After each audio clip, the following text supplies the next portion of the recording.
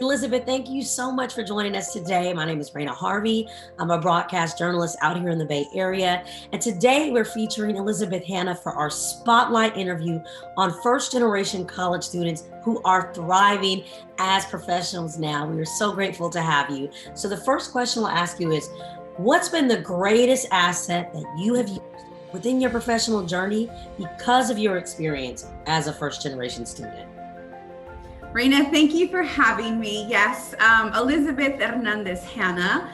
I am currently the director at California State University, Dominguez Hills. I oversee the TRIO Student Support Services there. I've been there for about 11 years now. Additionally, I'm a brand new published author titled Beyond the Broken Gates. Super excited about that new journey. And so to answer your question, Reyna, the biggest asset for me has been being that a first generation college grad and a first generation professional. What this means to me is that this path that I'm paving, essentially, I'm designing it however I see fit, according to my needs, according to the needs of my family, according to the needs of my parents and the community. And all of this aligns with my passion, right? My passion to really achieve how I define success, whether it's academic, whether it's personal, whether it's professional. No one has ever done this before in my family lineage. So really that title of being a first gen, it's something that allows me both cushion, but also allows for my creativity to really maximize this beautiful and blessed life that I'm living. So here I am, first generation professional, gaining all these leadership traits and really discovering the leader from within, but then really taking it back to my community and sharing that wealth of knowledge and honoring where I come from. My parents are born and raised in Jalisco, Mexico, and they came to LA. So really there's just so much that goes into this first generation title, Reyna. Well, I'm so excited by that, Elizabeth. So the second question I'll ask you, what are the top 3 things that you did in college that prepared you for career success after graduation as a first gen college student?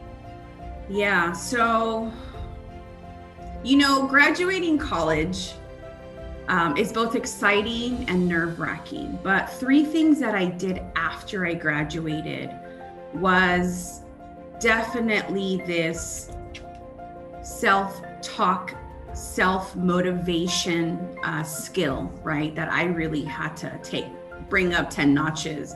And what I mean by that is after graduation, it's almost like you've accomplished this huge, goal, but then you're back at square one.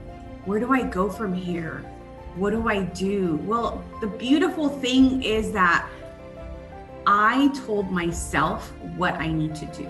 I told myself, I'm a very emotional woman, Reyna, so really disciplining those emotions. I paid attention to my vision and I told myself, Liz, explore graduate school. Liz, stay connected to those people who supported your academic journey, in college. So I said a few: self-talk, self-discipline. And then for me, I didn't forget about the Career Center at my college because, there's some resources for graduates that are still available. And so I definitely tapped into that. So much more to say about this self-talk, this self-talk approach to moving forward. And there's so much more I could talk about, self-disciplining my emotions, which goes back to emotional intelligence and being self-aware. And so really tapping into that. and the career center. So those three things that's what I did. I love that. I love that. Yeah. What has been your greatest professional challenge as a first generation student, and how did you overcome that specific challenge? Yeah, that's such a great question. And so I definitely want to touch on fear. My challenge, people describe me as an extrovert, but deep down inside, Reyna, I am who I feel I am. And although I love to converse and I love to turn acquaintances into friends, there's fear that resides in me. And so my challenge has been these thoughts of, Liz, you're not capable. Liz, you're not smart enough. Oh, by the way, Liz, you're a woman and you're a minority. And so it's all these self-verbal reminders that aren't even true. So for me, fear is definitely one of them. I grew up in a very humble home. Education was not priority in my home. And so, I'm coming to this new version of me as a director, as a leader, as an author to my autobiography, when there's reminders and trauma and scars of being a first gen, of making bad decisions, of being a former drug user. And so experiencing marital trauma. So the fear that kicks in sometimes, Reyna, it's not always easy. And I go back to overcoming them with I am statements. I am smart. I am beautiful. I am a woman of faith. I am very blessed. I'm healthy. And so it's self-talk, because just when fear creeps in, I have to talk to fear, because I've acknowledged that fear is a real thing. No matter my academic successes, no matter my professional achievements, I am me. I accept me. I belong on this earth. I belong at the table. I must speak up. I must serve with love, because love is my core value. I must show up even if I'm not ready. I have to tell fear who I am. That was so powerful, Elizabeth. Yeah. That's beautiful. So I'll ask you to leave us with this. What's one word of wisdom that you wish you knew when you graduated from college as a first generation student? One word of wisdom is that, this might sound cheesy, right? Because I think we hear it a lot, but there's no limit to who you can become. Let's forget about who you used to be and who you used to be in your past life. There's no limit. The only limit is the one that you will put on yourself. But at this point, we have to make an intentional decision that there is no constraints to how far we want to go. There is no limit to the academic achievements.